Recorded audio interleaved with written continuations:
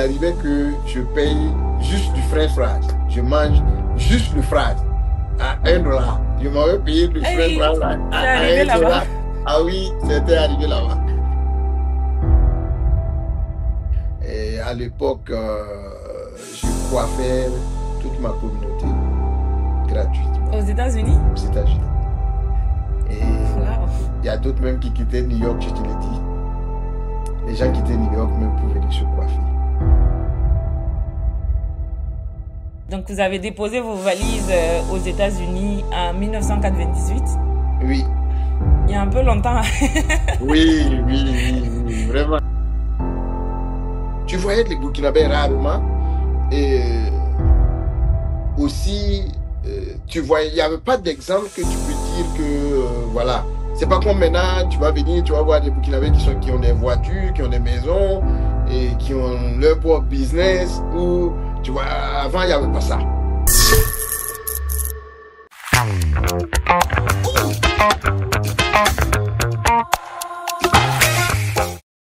Bonjour à tous et bienvenue sur Parcours Atypique. Aujourd'hui, nous recevons Monsieur Saïd Ouedraogo, un leader communautaire et entrepreneur chevronné dans plusieurs domaines comme la restauration, le BTP, l'agroalimentaire. Connu pour sa générosité et son engagement, il a longtemps servi la communauté burkinabé à New Jersey, d'abord comme président de l'association et nouvellement nommé consul honoraire du Burkina Faso à New Jersey.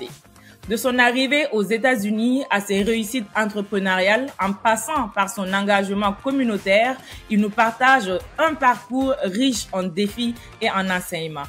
Bonjour Monsieur Ouedraogo, merci d'avoir accepté mon invitation de venir vous entretenir avec nous sur Parcours Atypique.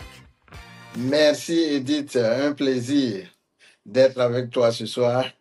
Et il faut le dire que ça fait pratiquement, je pense, 1 année ou 2 ans maintenant que voilà, on essaie de le faire. Et Dieu merci, aujourd'hui, voilà, je suis sur tes antennes. En tout cas, Merci. tout le plaisir est pour nous. Comme je le disais en introduction, Saïd Ouedraogo, c'est vraiment un nom qui est très connu dans la diaspora. Vous n'êtes plus à présenter. Vous êtes toujours là pour accompagner la communauté dans toutes sortes d'activités, accompagner nos compatriotes en difficulté ou même dans leurs moments de joie. Mais avant d'arriver aux États-Unis, j'ai envie de savoir comment est-ce que tout ça a commencé. Vous avez grandi dans quel genre d'univers familial? Est-ce que quand on était enfant, on était déjà entouré par une famille entrepreneuriale, comme on le dit? Est-ce que vous avez pris ça de vos parents ou est-ce que c'est quelque chose qui est arrivé après? Ah oui, Edith, merci. Là, il faut savoir que je viens d'une famille de commerçants. Et donc, depuis le bas âge, depuis même, je dirais, mon CP2, depuis le primaire, je partais à l'école. Et quand je finis l'école, je dois courir le soir très vite pour voilà, continuer dans mes ventes. Les week-ends, bon, là, c'était à tout moment. Les week-ends, je rejoins le papa au marché et puis je dois vendre du tout au grand marché de Ouagadougou. Donc, je dirais que c'est depuis l'enfance. Je suis né dans le commerce, l'entrepreneuriat. Et voilà, donc, depuis le primaire, le secondaire, et j'ai toujours été un entrepreneur. Et voilà, quelqu'un qui se bat de gauche à droite. Si tu me le permets, je vais te dire que ce qui m'a beaucoup poussé à me battre, à être entrepreneur. J'ai toujours eu dans le sang d'aider. Et quand, à mon bas âge, dans mon quartier, il y avait, comme on le dit, des démunis, il y avait des gens qui, leurs parents n'étaient pas, voilà, n'avaient pas les moyens. Et moi, j'ai tout le temps eu envie de les aider. Et là, de l'école, je me battais de gauche à droite juste pour avoir quelque chose de quoi les faire plaisir de temps en temps. Et ça aussi, ça m'a motivé plus. Sinon, le fait que j'ai commencé à entreprendre très tôt, c'était pas beaucoup, voilà, parce que je voulais avoir de l'argent, mais je voulais avoir ce plaisir-là d'avoir un peu pour pouvoir aider, voilà, ceux qui en avaient besoin. Et Et vous faisiez dans quoi? Qu'est-ce que vous vendiez au marché? Et est-ce que avoir de l'argent si jeune, comment est-ce que ça vous avez fait pour que ça ne joue pas sur vos études? au fait, pour te dire la vérité, ça n'a jamais joué sur mes études. Je vendais, les soirs, quand je quittais l'école primaire, je vendais du pétrole et, dans le quartier. Et les week-ends, je vendais des cubes magiques, des bonbons, des biscuits au marché. Et jusqu'à ce que, comme le papa aussi, il était commerçant, et lui, j'ai hérité le social avec lui, parce que depuis, à mon bas âge, lui, c'est à tout moment. Le papa le faisait à tout moment, et moi, j'ai hérité ça de lui. Et en tout cas, ça n'a jamais touché mon côté scolaire, jusqu'au moment où, un jour, le grand frère me dit que, que tiens, est-ce que tu sais que ça va plus sur le papa? Et j'ai dit, ça va plus sur lui. Lui, il dit que non, bah, ça va pas, que voilà, et on lui dit à tout moment de faire attention avec aider les gens, que ça va pas. Donc, le choc que j'ai eu a fait que quand j'ouvre le cahier, le fait que ça va pas sur le vieux fait que je ne peux plus étudier. Et c'est ça qui... Sinon, j'arrivais à joindre les deux bouts. Je faisais un peu le commerce et puis aller à l'école.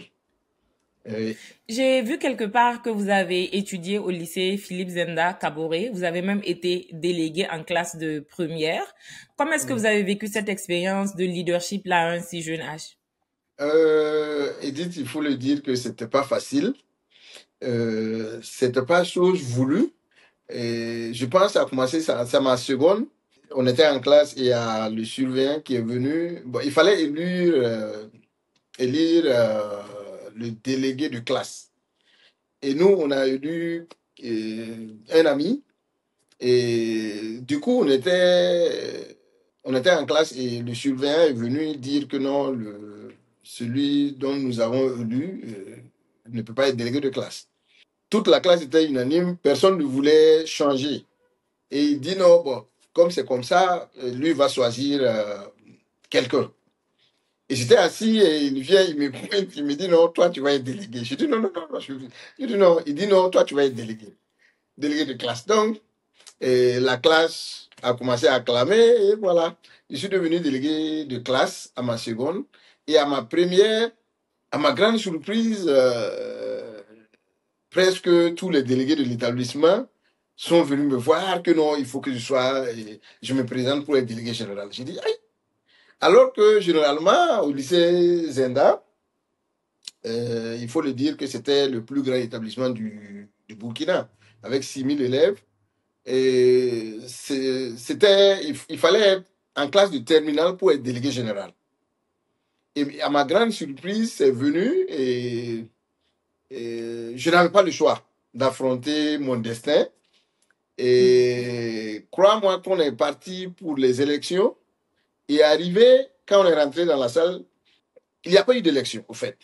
Toute la salle était vraiment debout pour moi, comme il faut le dire, et j'ai été dans l'histoire du lycée Philippe Zéda Kaboré, le premier délégué général qui a été élu par acclamation. Il n'y a pas eu d'élection. Wow. Donc, oui, il n'y a pas eu d'élection et les surveillants ont voulu, le surveillant général, ils ont voulu vraiment qu'il y ait une élection comme, bon, démocratiquement. Et Mhm. les délégués n'ont pas accepté. Ils faisaient trop de bruit, donc ils étaient obligés d'accepter que je sois élu par acclamation.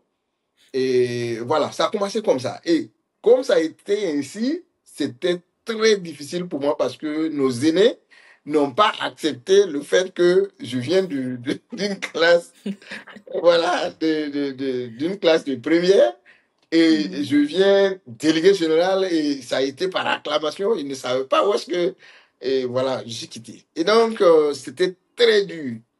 Et je prenais les coups de partout. Mais bon, et Dieu merci, j'ai pu rebeloter 2 ans. Et la troisième année, je les ai dit de me laisser me reposer parce que c'était pas facile. 6 000 élèves à gérer, c'était pas Wow. chose facile, oui. Mais c'était Mais une aventure à saluer. Oui. quand on voit ce que votre parcours va devenir après, on n'est pas étonné que vous incarnez ce leadership-là dès le lycée. Mais qu'est-ce que les gens voyaient en vous pour que vous fassiez autant l'unanimité dès la classe de seconde première? Je pense que c'est le fait que j'arrive à écouter les gens. Et pour te dire la vérité, sans me jeter des fleurs, il n'y a rien que je puisse faire bien dans ma vie que de servir autrui. Donc, je pense que ils ont vu ça de moi parce que au Zenda, j'étais devenu comme le papa de beaucoup d'élèves. Pour te dire la vérité, je faisais de là-bas, je faisais un commerce à côté juste pour aider à l'école. Quand j'arrive, il y a d'autres qui ils n'ont pas d'argent, ils n'ont pas même 100 francs pour s'offrir quelque chose à la récréation. Donc, j'étais comme un papa pour beaucoup d'élèves et vraiment, c'était un parcours, si c'était à refaire, j'allais le refaire. C'était pas facile, mais j'ai gagné le plaisir de le faire. Et, À ce moment-là, quand vous étiez au lycée, j'imagine que vous étiez un brillant élève pour être délégué. Quand même, on choisit généralement parmi les meilleurs. C'était quoi vos ambitions à l'époque? Est-ce que vous vous voyez dans une carrière professionnelle ou est-ce que, vu que vous étiez déjà imprégné dans le monde du commerce et de l'entrepreneuriat, c'était quoi les rêves de Saïd quand il était plus jeune? pour te dire la vérité, je rêvais d'être un pharmacien. Un Je- pharmacien. Un pharmacien. Je rêvais comme ça d'être un pharmacien. Le fait que je pourrais... tu vois, mon problème, c'était... Je voulais être pharmacien parce que pour moi, si je suis pharmacien, j'aurais à aider genre ceux qui sont malades, qui n'ont pas d'argent pour payer les médicaments. Ça, c'était la vision. Donc, j'étais là, en tout cas, je rêvais d'être un pharmacien pour servir. Mais bon, Dieu a voulu que ça soit autrement. Donc, et je rends grâce à Dieu aussi. Euh, Entre votre baccalauréat et votre immigration aux États-Unis, est-ce qu'il y a eu une période où vous essayez justement de suivre ce chemin-là et de devenir pharmacien? Ou est-ce que vous êtes venu aux États-Unis juste après? Comment ça s'est passé, l'immigration aux États-Unis? Qu'est-ce qui vous a amené? au fait, le destin m'a forcé parce que j'ai voulu envoyer un petit frère aux États-Unis et il a raté le visa. Et quand il a raté le visa, le monsieur qui faisait le visa m'a dit que voilà, monsieur Ouedraogo, votre petit frère n'a pas eu le visa, mais moi, je pense que si toi, tu tentes le visa, tu vas l'avoir. Et moi, je te vois bien aux États-Unis que ton petit frère. Et je dis non, moi, j'étais lancé, j'avais des activités ici. Je dis non, moi ça ne me tente pas. Et le monsieur m'a forcé. Et voilà, j'ai dit, bon, un jour, j'ai dit non, bon, il y a pas de... J'ai dit, il avait montré mes dossiers, puisque je lui avais donné de l'argent. Et il avait du mal à me restituer cet argent. Donc, bon, je lui ai dit, bon, il dit, il n'y a pas de problème, laisse. Il faut monter mon dossier et puis je vais aller, je vais tenter. Et quand je suis rentré, bon, j'ai eu le visa. Et tiens bien que quand j'ai eu le visa, c'était, je pense que c'était pour 6 mois. Et je suis resté 5 mois parce que je ne voulais même pas quitter le Burkina. Et jusqu'à 5 mois. Il me restait un mois pour que le visa s'expire. Et là, bon, les gens m'ont motivé, ils m'ont dit qu'il fallait que je parte. Donc, voilà. Le Si destin. vous aviez les moyens de payer le visa, pas payer le visa, mais les frais Les des frais. montages de dossier pour votre petit frère, j'imagine Mhm. que vous étiez déjà à un niveau où quand même ça commençait à aller chez vous. Oui. Est-ce que c'était pas un risque de laisser vos activités qui décollaient déjà au pays et de vous rendre aux États-Unis? Edith, là, il faut le dire, hein. Là, tu es venu, c'était un grand risque parce que en ce moment, des passages, il faut que je te dise que j'étais coiffeur de formation. Tout ça dans le social. Wow. Oui, j'ai appris à coiffer à travers un ami, Diaspo. Et à l'époque, c'était avec une lame, avec euh, un peigne, oui. Et oui, oui. Et puis, c'était un plaisir parce que je coiffais beaucoup d'élèves aux Indas, dans même les heures faut dire, les heures de récréation. Et les week-ends, ils venaient à la maison, ils venaient à la maison. Et les gens, du coup, et moi, je ne demandais pas de l'argent. Je le faisais par plaisir. Et les gens se sentaient vraiment mal à l'aise. Donc, les gens ont commencé, non, il faut ouvrir un salon, il faut ouvrir un salon. Et j'ai fait un premier salon, après j'ai fait un deuxième salon. Et en tout cas, à mon âge, à l'époque, c'était bien. Ça allait. Et donc, j'avais aussi des activités socio-culturelles que j'ai organisées, vacances passion. Et donc, en tout cas, c'était bien. Donc, je ne voulais pas beaucoup que j'ai pu adresser, dis non, j'ai eu le visa pour aller aux États-Unis. Ils me disaient non, non, non, non, non, non, ça y est, il faut rester. Et tu vois comment tu te bats, il faut rester. Mais le destin a décidé autrement. Je n'avais pas le choix. Ouais. Donc, vous avez déposé vos valises aux États-Unis en 1998. Oui, Il y a un peu longtemps. oui, oui, oui, oui, vraiment, Quand vous êtes hein. arrivé, c'était quoi les premières impressions? Euh, Quand je suis arrivé, bon, du niveau que j'avais au pays, et je suis revenu, quand je suis arrivé, euh, il faut le dire qu'à notre époque, il y avait pas beaucoup de Burkinabés et les gens n'étaient pas éveillés comme maintenant. Je dis aux jeunes actuellement que vous ne venez pas, vous ne venez pas à l'aventure, hein. Vous êtes déplacés. Parce que à notre époque, je te dis que tu peux sortir toute la journée et tes larmes coulent seules parce que Oh tu my te God. demandes, ah oui, oui, oui, tu te demandes par où tu vas t'en sortir parce que tu voyais les Burkinabés rarement.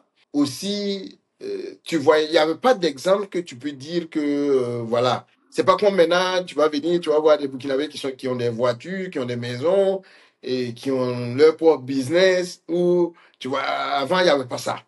Donc, tu te demandes qu'est-ce que ton avenir, qu'est-ce que tu vas devenir. Et il faut le dire qu'on a commencé par le lavage des véhicules, et le car wash. Et à l'époque, il faisait très froid. Et très froid, du moins. Excessivement froid. Donc, c'était pas chose facile et tu dois rester au dehors et tout. Chose que tu n'as pas l'habitude d'affronter.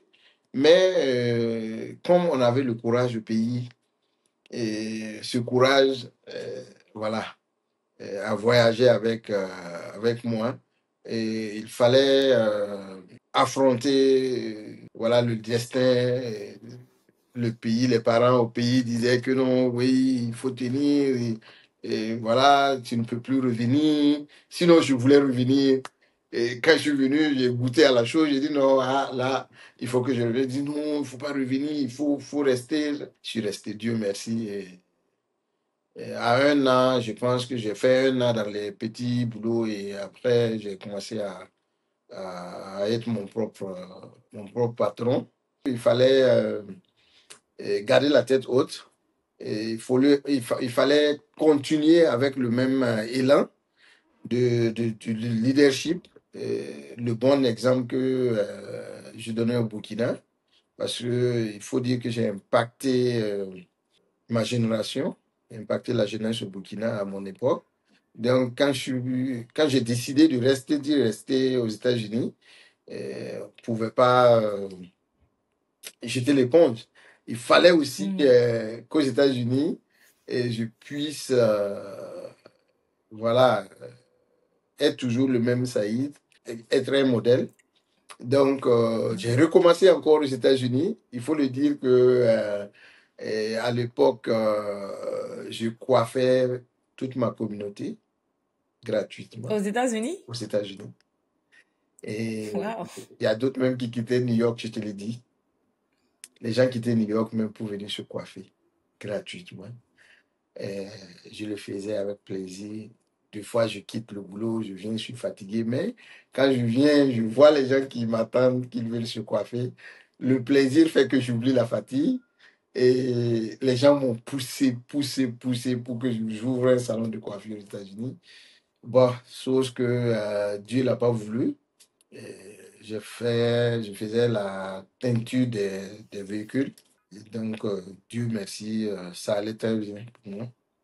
Il faut dire aussi que j'ai appris beaucoup de personnes ce boulot qui, à leur tour aussi, ont appris beaucoup de Burkinabés.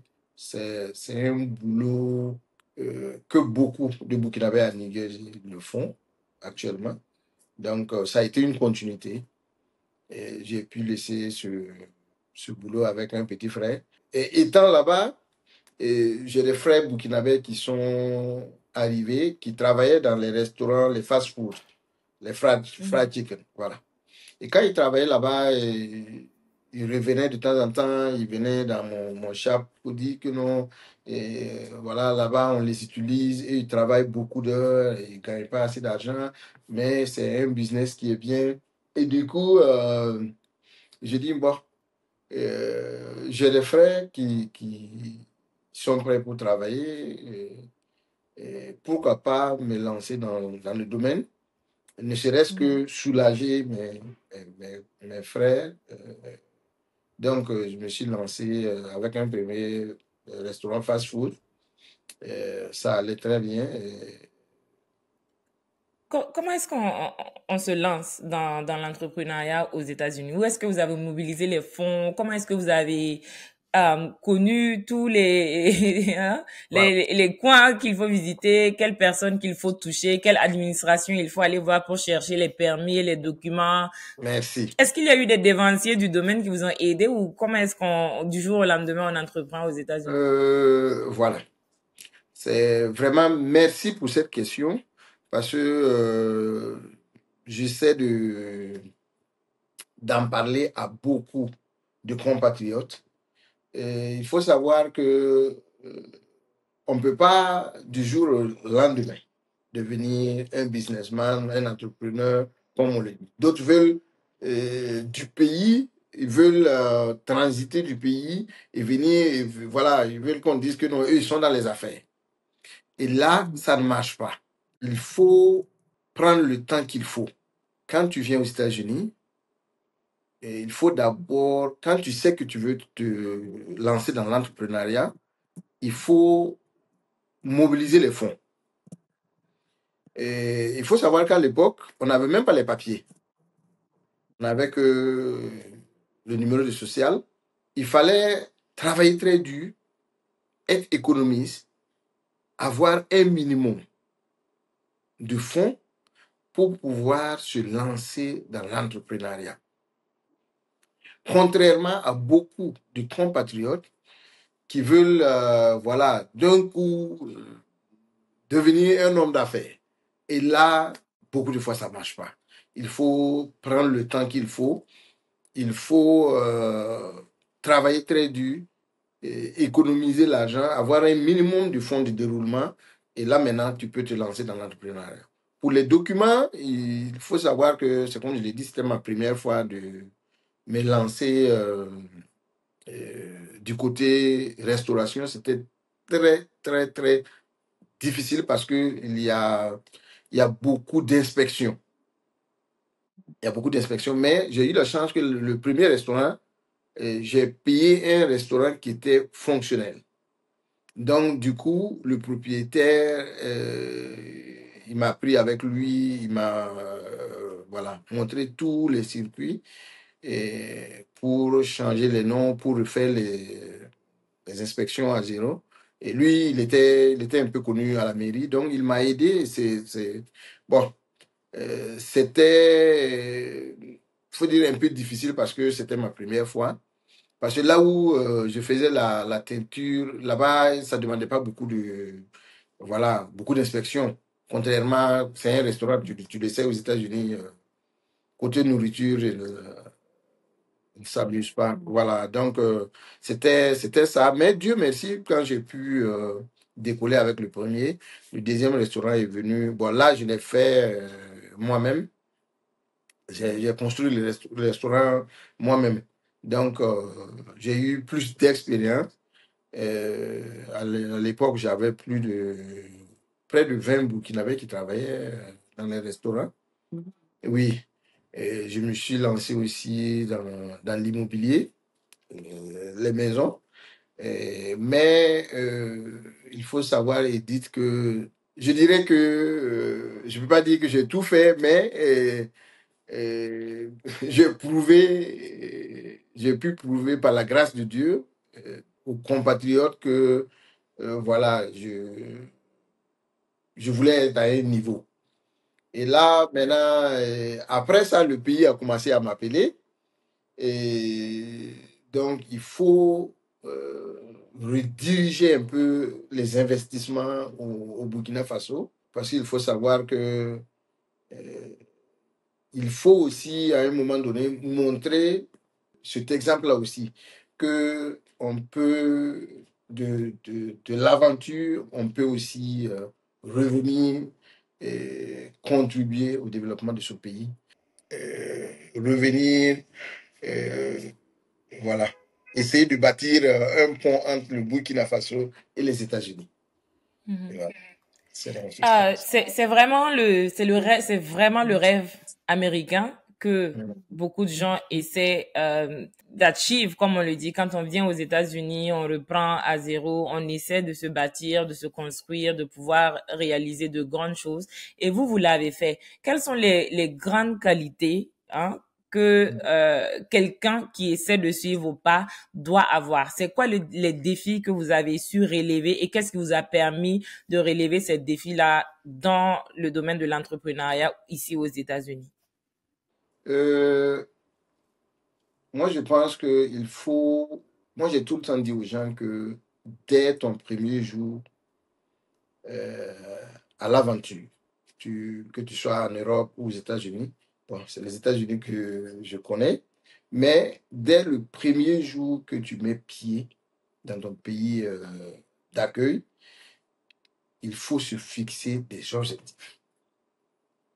Se fixer des objectifs et travailler pour que ça soit réalisé.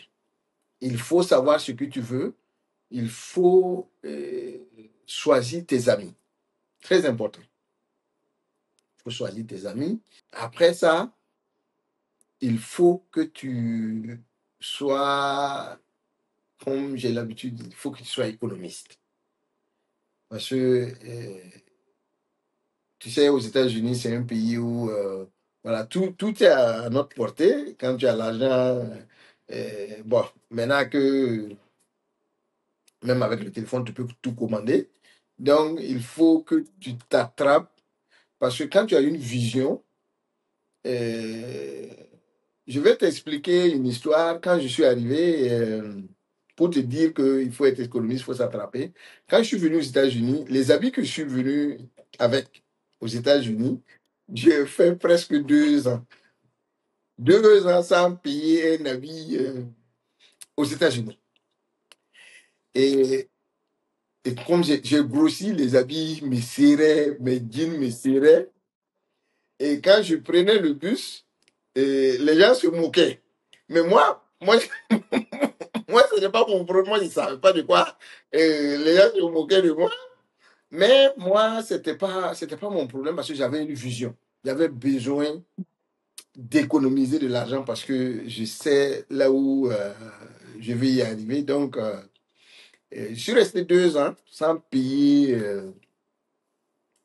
d'habits.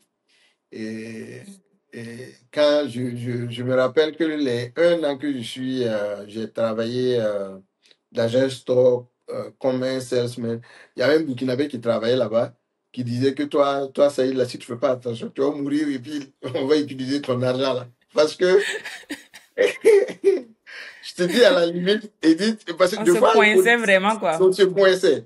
Et je peux te dire, sans cacher cette partie, qu'il arrivait que je paye juste du french fries. Je mange juste le fries à 1 dollar. Je m'avais payé le french Hey, fries c'est à arrivé 1 là-bas. dollar. Ah oui, c'était arrivé là-bas. Donc, il fallait, parce que à l'époque, on gagnait pas, c'était pas comme aujourd'hui que, voilà. Aujourd'hui, il y a des jeunes qui peuvent venir et en intervalle de quelques mois, ils peuvent se faire, je peux dire, 500, 600 dollars la semaine, sinon même plus. Mais à l'époque, euh, 300 dollars, ben, tu as gagné. Ouais. Donc, voilà. Donc, il fallait économiser. Il fallait économiser. Donc, il fallait vraiment s'attraper et voilà, pour pouvoir avoir un fonds pour pouvoir décoller. Et donc, ça fait partie aussi des qualités qu'il faut avoir. Et après ça, il faut te responsabiliser parce que quand tu veux te lancer dans les affaires, faut être responsable. Sinon, tu ne pourras pas tenir 1 an. Parce qu'aux États-Unis, les factures, les bills, comme on le dit, les factures Ouais. sont trop. Il faut payer des employés. Et donc, il faut que tu sois vraiment responsable pour pouvoir tenir. Parce que si tu honores pas tes engagements vis-à-vis des travailleurs, ils vont te laisser seul dans ton restaurant. Donc, il fallait se responsabiliser. Et je pense que euh, avec la grâce de Dieu, bon, tout, tout peut y C'est aller. un très bon conseil parce que nous, de notre génération là, souvent on veut Oui, dépenser le grain dans l'eau. Dès qu'on a ah, quelques petits dollars, on veut déjà oui, filmer, on veut faire oui, la belle oui, vie, se faut montrer, s'attraper. alors que la vie là, c'est des Oui, étapes. Il y a un temps pour tout. Donc, merci. c'est un très Exactement. bon conseil. J'ai Merci. envie maintenant de parler de votre engagement communautaire. On vous a tous Oui, connus dans ça, oui, président des Burkinabés, de l'association des Burkinabés de New York. À chaque fois qu'il y a des activités, le parrainage, c'est toujours Saïd. Vous êtes toujours présent partout où vous êtes euh, sollicité. euh, euh, On dira euh, peut-être Saïd l'infatigable parce que ça prend beaucoup d'énergie et de temps de se donner oui, autant pour la communauté. Comment est-ce que tout ça oui, a commencé? Est-ce que ça ne vous prend pas trop aussi d'être toujours là pour la oui, communauté? oui, oui. Là, il faut le dire, il faut le dire. Ça prend trop de temps, et même pour la famille. Mais c'est comme je le dis, il n'y a rien de plus précieux pour moi dans la vie que de servir. Et ça aussi, c'est venu quand je suis arrivé. Il n'y avait pas d'association des Burkinabés au niveau de New Jersey. Et voilà, on était. Parce qu'il y a une vague qui a commencé à venir. Et on était quand même un peu nombreux. Et un jour, bon, on s'est mis ensemble. Parce qu'il y avait une association à New York. Mais New Jersey, on n'avait pas d'association. Et donc, on s'est vu, et voilà, pour mettre une association des Burkinabés au niveau de New Jersey. Et là, tant bien que je ne m'attendais pas à me présenter ou à être président, paf, c'est venu. Les gens se sont Vous avez été levés. proposé? Il faut se présenter, il faut te présenter, il faut te présenter. Voilà. Je suis allé me présenter et j'ai été élu. Premier premier président de l'association des Burkinabés au niveau de New Jersey. Et voilà, comme bon, j'ai toujours milité, j'ai toujours été avec le public. Bon, c'était un peu, fallait enregistrer l'association, c'était un peu différent. Mais Dieu merci, on a pu, en tout cas, mobiliser les gens. Et je me rappelle que j'ai organisé la toute première soirée des Burkinabés dans l'État du New Jersey. Et je l'ai organisée. Et c'était une réussite. Et, et 1er 8 mars aussi. Et voilà. En tout cas, c'était bien.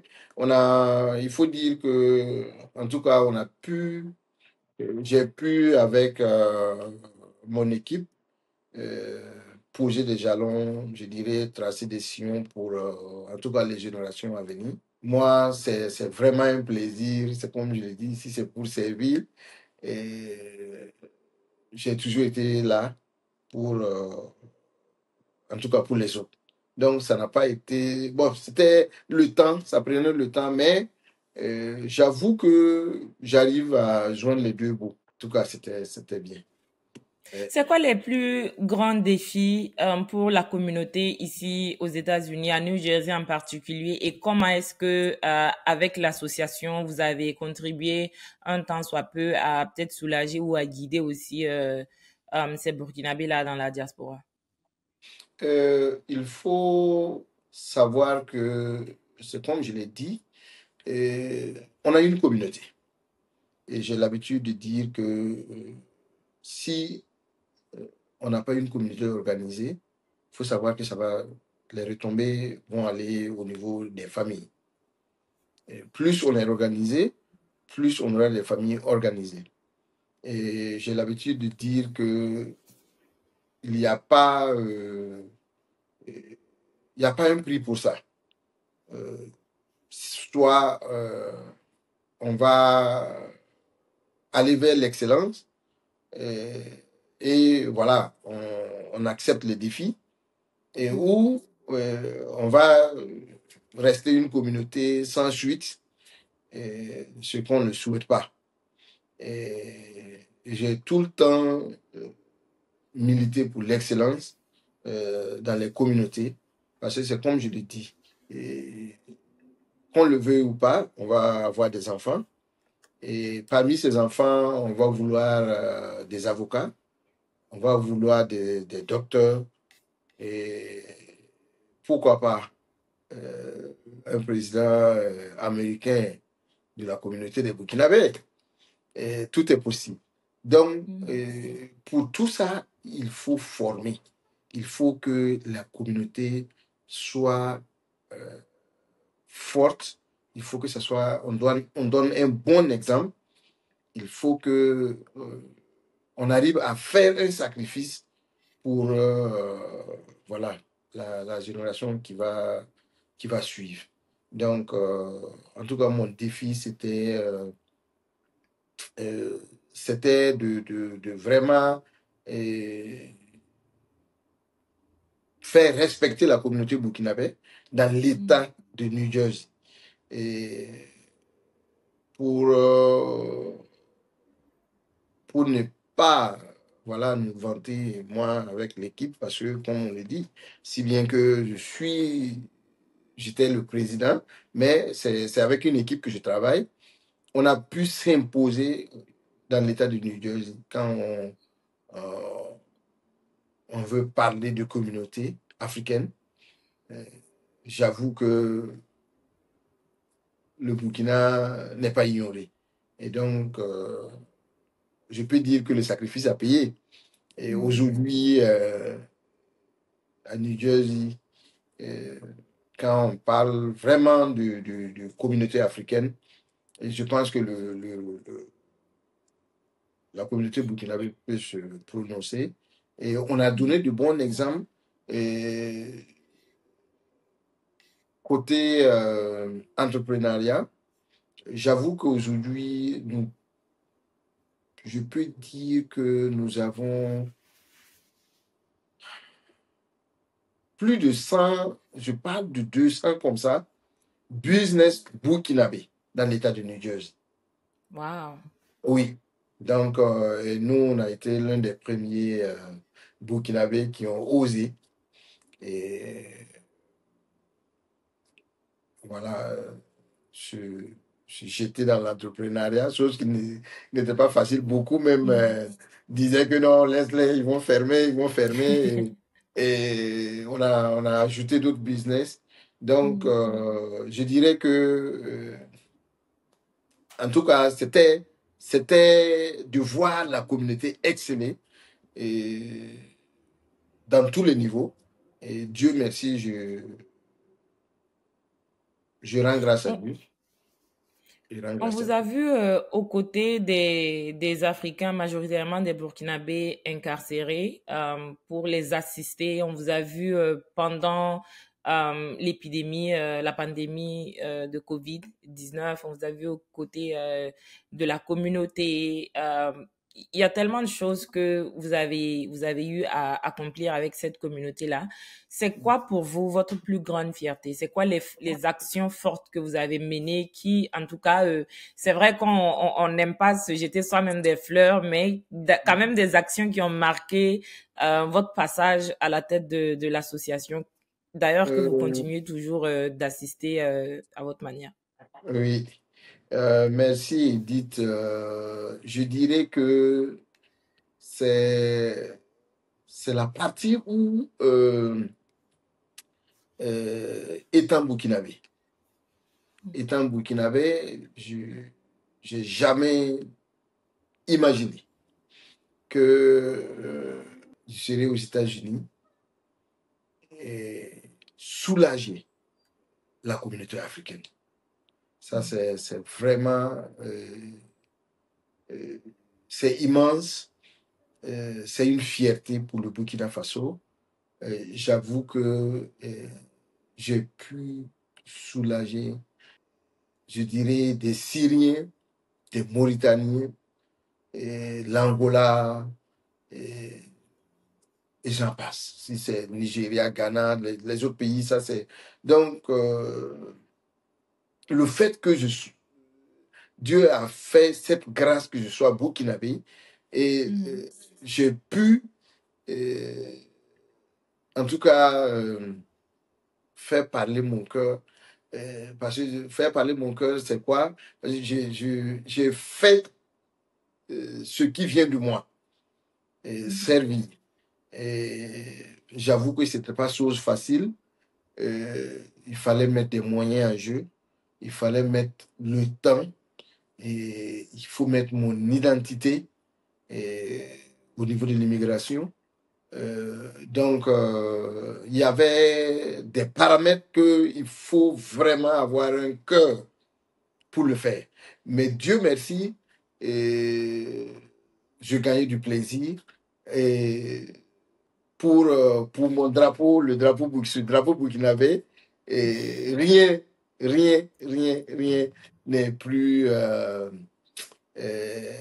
rien n'est dur pour moi de faire. Parce qu'à un moment donné, c'était le Burkina.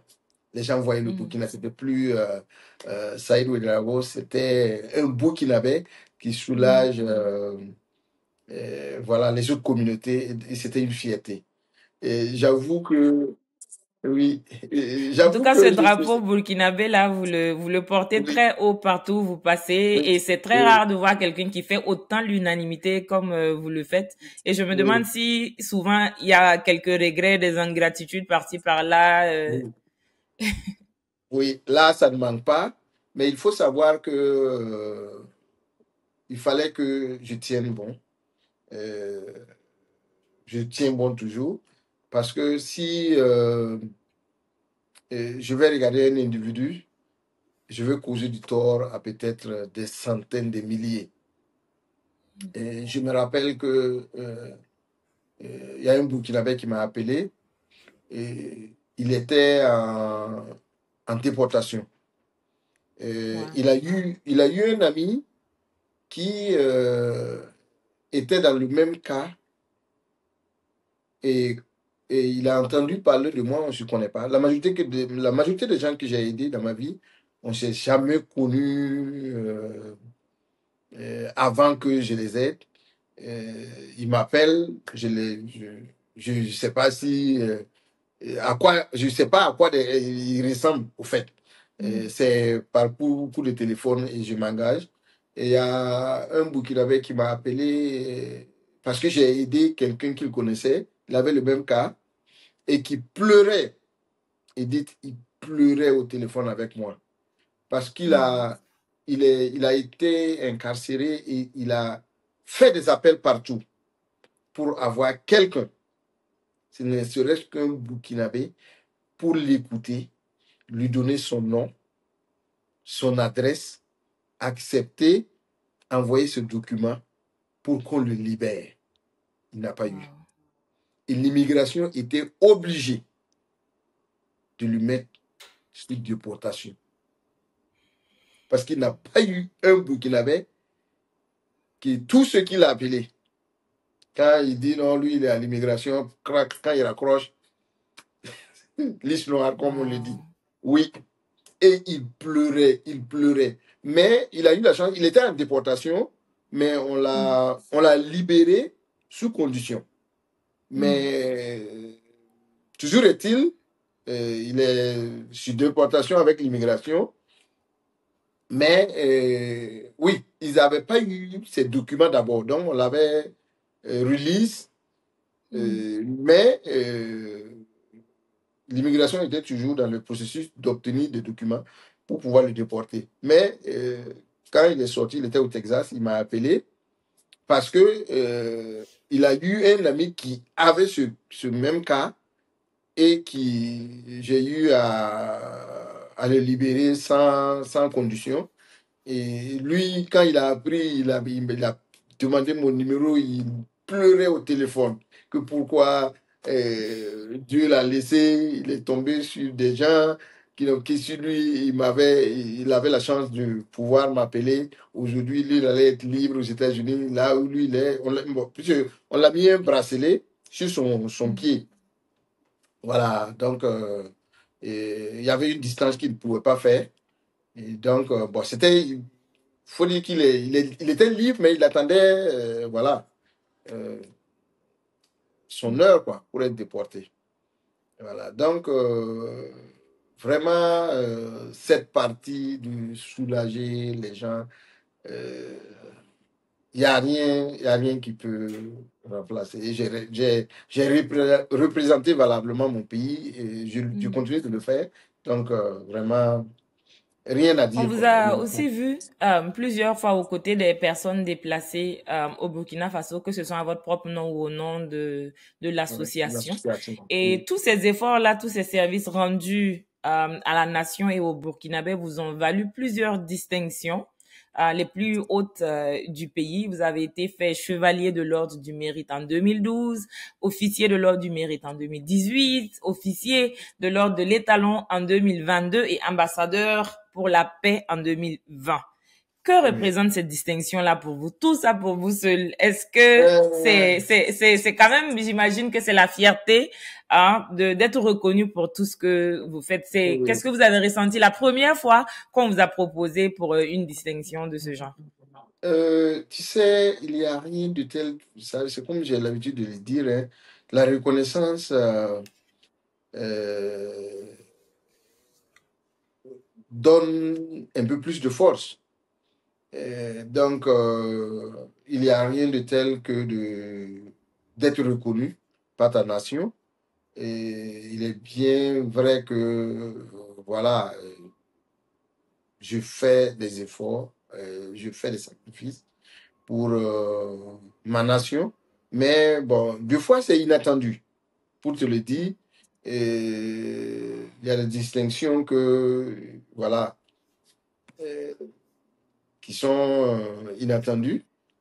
Ça vient naturellement. Donc, mais en tout cas, toute ma reconnaissance à mon pays pour, en tout cas, ces reconnaissances. Donc, j'avoue que, en tout cas, c'est un plus pour moi. Euh, le fait de reconnaître ce que je fais me donne plus de force, voilà, d'y aller, quoi. Voilà. Il n'y a rien de tel que quand ton pays, les autorités de ton pays, en tout cas, sont reconnaissants de l'effort que tu fais pour la nation. Ouais. Ouais. Et votre contribution pour le Burkina Faso, c'est aussi sur le plan économique, puisque actuellement, vous avez étendu vos activités entrepreneuriales sur le pays et vous êtes dans l'agroalimentaire actuellement, dans le BTP. Est-ce que vous pouvez nous parler un peu de vos activités, de vos projets? Comment est-ce que ça a commencé? Est-ce que c'est facile de faire des va-et-vient ou de superviser des travaux étant à l'extérieur, et pour tous ceux de la diaspora qui veulent investir, qu'est-ce qu'ils peuvent apprendre de vous et des initiatives que vous avez eu à mener au Burkina? Merci. Et il faut savoir que ça n'a pas été chose facile. Et c'est comme j'ai dit au début, même aux États-Unis, ça doit prendre un temps et des sacrifices. Il faut savoir que à un moment donné, le retour, si tu fais pas attention, à un moment donné, tu abandonnes. Tu, parce que tu es confronté à beaucoup de choses et tu injectes de l'argent et tu vois pas de retour. Et tu le sais bien comme moi, si tu n'as pas la chance, voilà, les gens vont en profiter, et en tout cas de tes investissements. Donc, il faut le dire que ça n'a pas été chose facile, mais c'est comme je le dis, comme il y a un objectif qui est vraiment ciblé, il faut y arriver. Parce que moi, c'était prouver à la jeunesse, je voulais prouver à ma génération que, voilà, on peut euh, être aventurier et revenir servir son pays, revenir participer au développement de son pays. Mais, comme je l'ai dit, ça n'a pas été chose facile. Jusqu'à présent, on tient bon parce que il faut se mettre en tête que, voilà, dans la vie, euh, tout ne peut pas, et moi j'ai l'habitude même de le dire, hein, tout ce qui est facile n'est pas solide. Donc, il faut affronter le destin. Mais bon, on arrive à créer de l'emploi ici. Et quand tu vois que d'un aventurier, tu étais sorti et tu reviens, tu crées de l'emploi et tu as des pères de famille qui sont avec toi, et tu retournes au pays, il y a un sentiment vraiment de fierté. Et donc, c'est pas chose facile, mais je pense on doit l'essayer. C'était quoi le premier investissement au Burkina après toutes ces années-là aux États-Unis, et concrètement, c'était quoi les difficultés de s'implanter au Burkina après un long temps d'absence? Oui, il faut le dire que j'ai fait l'immobilier d'abord. J'ai investi dans l'immobilier. Euh, Dans l'immobilier, pourquoi? Parce que j'ai voulu m'adosser sur quelque chose avant si bien que j'étais dans les affaires, euh, mais à un moment donné, j'ai vu que il fallait que j'arrête les affaires et j'investis un peu dans l'immobilier. Et investir dans l'immobilier, pourquoi? Parce que il faut d'abord avoir un chez soi. Il faut, moi, c'est mon expérience, avoir un minimum, euh, Parce que, tu vois, la différence est que, tu vois, si genre, j'étais parti pour les études, pour ceux qui partent pour les études, qui reviennent avec des bagages intellectuels, ils n'ont pas besoin de dire qu'ils vont investir un peu dans l'immobilier parce qu'ils sont venus avec un bagage intellectuel. Et du coup, s'ils arrivent à avoir un boulot, voilà, euh, ça, c'est une continuité. Mais en tant qu'entrepreneur, moi, j'ai jugé bon d'investir dans l'immobilier, avoir, comment on a, rental property, comme on le dit. Euh, voilà, de quoi m'adosser un peu as a backup, comme, voilà, un backup. Et après, maintenant, voilà, je me suis lancé dans le BTP où je fais euh, la vente et la location des engins lourds et je fais les pièces de rechange aussi des machines, des engins lourds. Et là, on est en train aussi de transiter avec l'agro-business.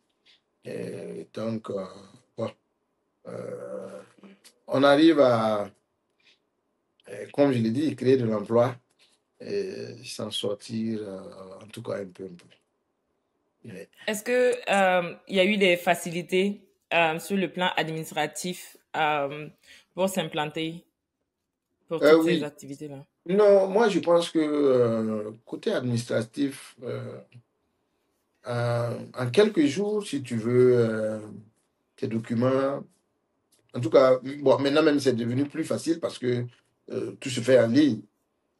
Mais à l'époque, je pense que ça m'a pas pris pour avoir les registres de commerce et les numéros IFI. Tout ça.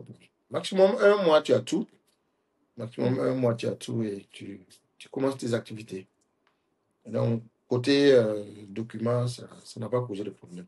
Sincèrement. Et comment est-ce que vous arrivez à faire du networking, à vous réinsérer sur le marché au Burkina?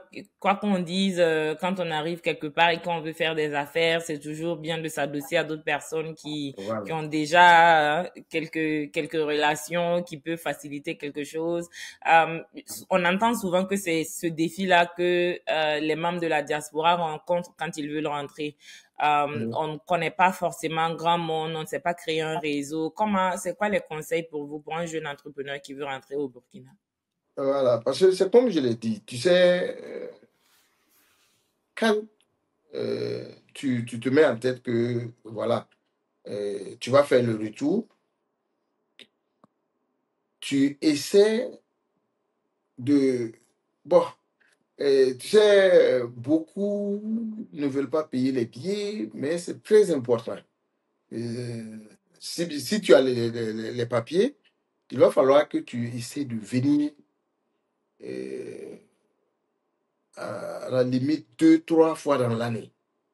Parce que si tu veux, en tout cas, être, comme je le dis, dans le mouvement, il faut que tu viennes, il faut que les gens te voient, il faut que tu en parles, il faut que une reconnexion avec des amis et, et, et avec de nouveaux amis qui sont dans le domaine que tu veux entreprendre. Il faut ouvrir ça avant même que tu sois bien installé. Il faut que tu aies des amis, tu aies une ouverture pour que, voilà, ils te donnent des feedbacks pour que voilà, tu puisses bien te préparer. Parce que tu peux pas, comme d'autres pensent que tu peux venir juste ouvrir une entreprise et puis voilà, et tu repars aux États-Unis, tu t'assois et puis voilà, on te fait les comptes, on te donne de la... Non, ça va pas marcher. Ça ne va pas marcher. Il faut que tu sois euh, régulièrement au pays pour un moment donné. Il peut y avoir, quand tu arrives à t'implanter, il peut y avoir des moments où tu peux faire peut-être 6 mois, un an au dehors, mais en ce moment, tu es déjà assis.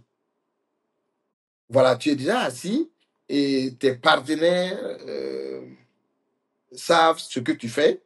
Et même si ils ne contactent pas ta boîte, ils peuvent te contacter directement. Et toi, tu contactes les gens qui sont sur place. Voilà, on m'a contacté, on veut ça, on veut ça. Mais il y a un travail, il y a un sacrifice qui doit être fait afin que tu arrives à t'absenter 6 mois, 1 an. Il faut ça. Est-ce que vous avez déjà fait l'expérience d'une initiative qui a eu du mal à décoller parce que vous n'arrivez pas à être sur place avant de pouvoir maintenant lancer les activités à succès que vous menez actuellement? Et Oui. si oui, c'est quoi les leçons que vous avez tirées de ces Euh, expériences? Au fait, euh, quand tu crées une entreprise, et étant de la diaspora, et tu montres euh, à tes agents, tes travailleurs que voilà, tu peux t'absenter 6 mois, 1 an. C'est Mhm, toi qui leur montres que le travail, le business que tu es venu créer, tu, mhm. tu leur montres que tu ne vis pas de ça. Puis tu peux créer une entreprise et tu peux disparaître. Ça- C'est certain que le Ouais. monsieur, il ne vit pas de ça. Et Mhm. l'Africain, quand il se met en tête que tu ne vis pas de ça, et Ouais. voilà, il met plus Il se dit que l'effort, ça fait rien. ça fait rien. Il met plus l'effort et il dilapide les sous. Il se dit que bon, voilà, si ça va pas, il va venir, il va venir à du renfort. Ouais. Donc voilà. Donc il faut, mais en prenant un peu du temps, il se dit que ah, le monsieur là, il veut revenir et il compte sur son entreprise. Mhm. Donc, ils font beaucoup attention. Il faut leur montrer que tu peux, genre, être aux États-Unis et en une semaine, tu décolles. Tu les appelles aujourd'hui, tu dis non, demain je quitte les États-Unis. Il faut qu'ils se mettent en tête que, À tout euh, moment. voilà, à tout moment, tu peux rentrer. C'est pas une histoire de, voilà, ah, il est parti, c'est un aventurier, il est parti pour 1 an, pour 2 ans, donc ah, on peut faire ce qu'on veut. Mhm. Donc, voilà, donc il y a tout ça. Donc il y a un sacrifice qui doit être fait d'abord avant que, en tout cas, vraiment, tu sois bien installé. Sinon, il y a pas cet entrepreneur-là de la diaspora qui n'a pas pris de coups. C'est pas possible. Tu vas prendre des coups, mais si tu ne lâches pas, c'est au fur et à mesure que tu as l'expérience, que tu te dis, bah, ah, ça là c'est comme ça c'est comme ça là il faut déplacer ça. Et voilà, paf. Et quand ça commence à décoller, voilà, c'est comme si tu es ici, tu peux t'absenter, mais c'est comme si tu es là. Puis ils ont en tête que euh, moi, par exemple, je peux aller pour 2 semaines, ça va pas, ils ne se mettent pas en tête que il peut partir pour 2 semaines et puis revenir. Et Yeah. dans 2 semaines, paf. Oui, des fois Il même, revient. je ne les avertis pas que j'arrive. Et ils se lèvent le matin, je suis au bureau. Voilà. Donc, euh, il faut ça, quoi. Ouais. Pour un bout de temps, et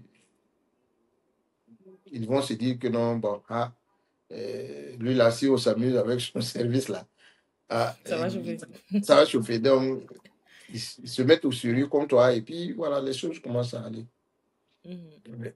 Mhm. Vous venez d'être nommé consul honoraire du Burkina à New Jersey et j'imagine que c'est encore un nouveau poids que vous venez d'assumer sur vos épaules. Avec toutes ces activités que vous avez, vous devez encore, et il faut rappeler que c'est un poste bénévole. Vous n'êtes pas rémunéré pour ce poste-là. Au contraire, c'est vous qui allez encore injecter du temps, de l'effort, des ressources financières et d'autres ressources pour encore appuyer les Burkinabés de cette zone-là. Comment est-ce que vous balancez tout ça et c'est quoi vos principales responsabilités en tant que consul? Euh, en tant que consul, bon, pour dire, je vais profiter de ton micro pour dire merci. Merci président du Faso. Merci au gouvernement qui, en tout cas, m'a fait confiance parce que il faut le dire, c'est une responsabilité. Et je dois représenter le gouvernement dans ma juridiction. Donc, il faut avoir quand même euh, une confiance pour qu'on puisse te nommer, si bien que c'est bénévolant. Voilà. Donc, ma gratitude au gouvernement, en tout cas du Burkina Faso. Et il faut savoir que quand tu es né pour servir, tu n'as pas de limite. Tu n'as pas de limite. À New Jersey, on a une très grande communauté maintenant. Et le consulat à New York, vraiment, deux fois, est vraiment submergé. Et donc, il fallait que, en tout cas, on ait un consulat honoraire au niveau de New Jersey pour pouvoir soulager, euh, en tout cas, les compatriotes côté documents.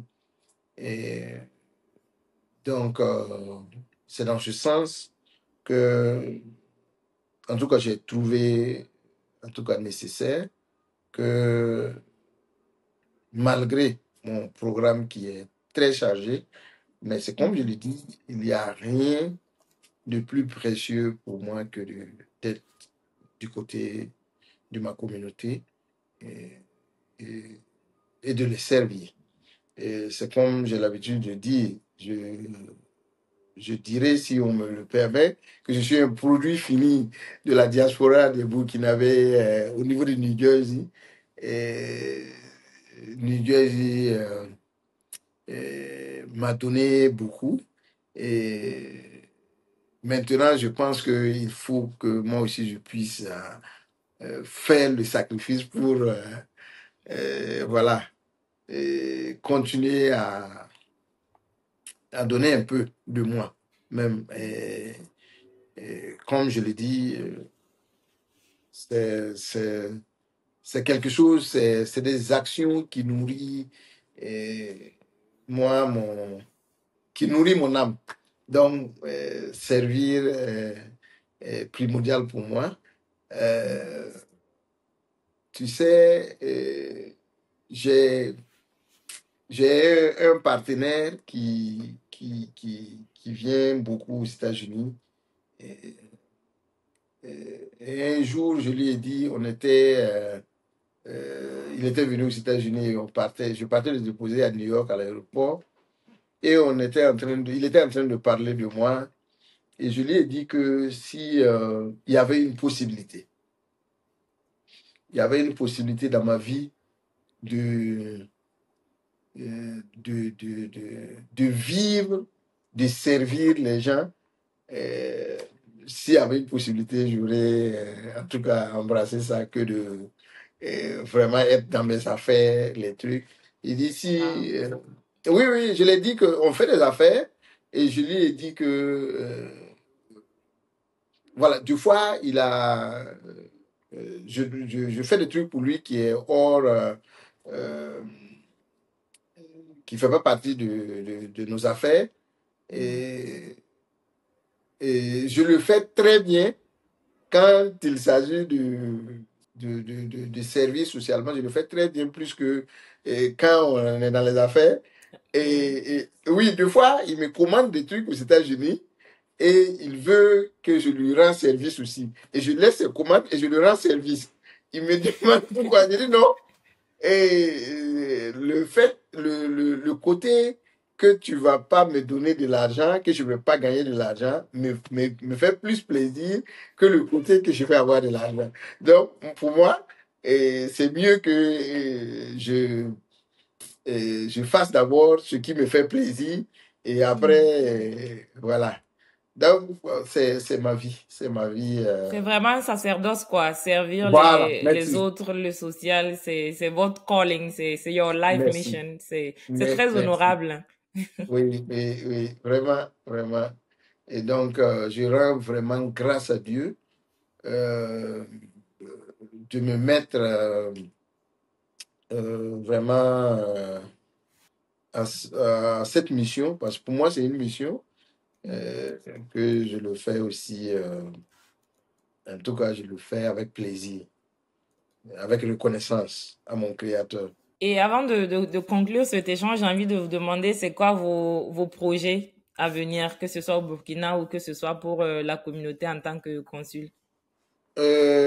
Moi, mes projets aux États-Unis et dans la vie, en tant que consul, j'aimerais bâtir vraiment un réseau d'hommes d'affaires, euh, une chambre de commerce vraiment burkinabé, faire de telle sorte que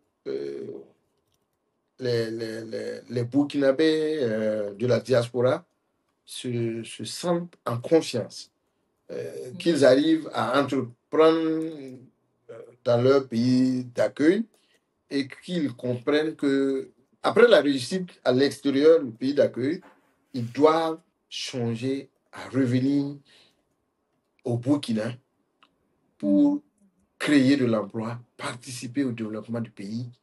Et c'est pas comme ils vont quitter le pays d'accueil, ils peuvent bâtir un pont entre le pays d'accueil et voilà. Pays d'origine. Et voilà, et leur pays. Donc, je pense que le Burkina Faso est un pays qui est en voie de développement. Et il est très dur actuellement parce que c'est comme je l'ai dit, tout ce qui est facile, moi, c'est pas bon. Et nous sommes en train de traverser des moments difficiles du pays, mais euh, on voit, on a un rêve que le Burkina, comme le président l'a dit, sera l'Eldorado. Hein. Euh, donc, je pense que les médias sont en train de prouver que malgré le terrorisme qui, en tout cas, nous fatigue, le pays est en construction. Il y a un développement qui ne dit pas son nom. Donc, et nous pensons aussi que euh, le terrorisme va être, en tout cas, une histoire un jour euh, pour nous et pour nos enfants, nos petits-enfants. Mais je pense que le Burkina est sur une bonne voie. Et nous allons nous développer. Et on a droit aussi de bien vivre. On a droit au développement. Et nous avons les ressources. Et nous avons des hommes valides. Et donc, je profite de ton micro pour faire appel à la diaspora, changer à je dirais, à un retour, pas un retour, mais de changer à leur pays, que c'est, chacun doit envoyer sa pierre pour qu'on puisse construire notre pays.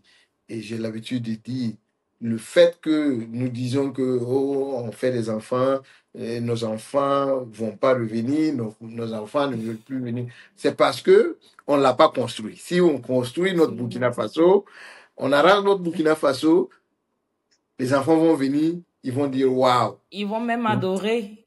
Merci. Parce qu'ils ont de l'espace ici. Ils ont, voilà, ils peuvent se sortir, se balader comme ils veulent, sans crainte. Donc, c'est notre pays à nous. On n'a pas deux pays. Donc, j'appelle à la diaspora de, ne serait-ce que une petite pierre. Venez, chacun a envoyé une pierre pour que nous puissions construire notre pays, le Burkina Faso. Merci pour cet appel. J'espère qu'il est bien tombé hein, et que la diaspora qui nous écoute va vraiment mettre ces conseils en pratique parce que le pays a besoin de nous et nous avons votre exemple pour nous prouver que c'est possible de vivre à l'extérieur, s'y construire, mais de penser aussi à investir dans son pays. Est-ce que vous avez un dernier mot pour ceux qui nous écoutent? Euh, un dernier mot, c'est te dire toi-même merci d'abord et pour ce respect et cette considération que tu m'as toujours témoigné. Et c'est comme je l'ai dit, ça fait pratiquement près de 2 ans que on essaie On ensemble. essaie, ouais. Voilà, et on n'arrive pas à vraiment tomber sur un bon moment. Et tu ne lâches pas l'affaire. Et vraiment, tu fais notre fierté. Et quand on suit tes émissions, on voit l'excellence. Quand je lis tes écrits aussi, tu te rappelles que j'ai tout le temps commenté tes trucs. Merci Et beaucoup pour le soutien. voilà. Oui, parce que je suis quelqu'un qui aime l'excellence. J'aime des gens qui osent. Et il n'est pas donné à une Burkinabé. Et on sait ce que nous tous on endure. Aux États-Unis, c'est le même. Nous sommes tous dans le même sac. Tu es en train de faire des émissions pour donner un peu plus d'éclat à la diaspora et le Burkina Faso. C'est pas maintenant que tu l'as commencé. Tu pouvais dire que, bon, voilà, c'est une perte de temps, je ne gagne pas d'argent, mais le fait que tu puisses représenter le Burkina Faso et voilà, donner plus d'éclat à beaucoup de leaders, ça te réjouit. Et donc, merci et courage à toi, que le bon Dieu t'accompagne. Et à toute la diaspora, je suis votre serviteur. Je ne serai jamais fatigué d'être de votre côté. Et je suis celui-là qui gagne du plaisir, vraiment, en étant de votre côté, puisse vous servir. Et merci, merci, merci à toi, Edith Savajgo, notre fierté Oh. burkinabé. It's so Merci. nice. Merci beaucoup pour le soutien. Ça me fait vraiment chaud au cœur. C'est très gentil Ouais. de se savoir soutenu et on espère que cette diaspora-là, on trouvera le moyen de non seulement de faire rayonner le nom du Burkina Faso à l'extérieur, mais nous aussi de pouvoir nous construire et de construire notre pays. Et votre exemple l'a bien démontré. Vous faites la fierté de tout le Burkina Faso partout où vous passez. Et c'est vraiment avec toute ma reconnaissance et c'est vraiment l'honneur était pour moi de vous avoir parce qu'on vous suit, on voit ce que vous faites et même si avec humilité, hein, vous essayez de contourner tout ce que vous avez apporté comme contribution. Nous, on le voit, on le ressent et on vous remercie infiniment. Et on prie le bon Dieu qu'il continue de vous éclairer, qu'il continue de vous apporter la bonne santé, le succès dans vos initiatives et vos entreprises. Merci infiniment d'être passé. On est ensemble. On viendra toujours vous solliciter à chaque fois. Merci. Et nous savons que nous pouvons compter sur vous. Oui, en tout cas, vraiment. Et merci et bonne continuité à toi. Merci. Voilà. Et à tous, merci de nous suivre. À très bientôt pour un nouvel épisode de Parcours Atypique. À très bientôt. Yeah.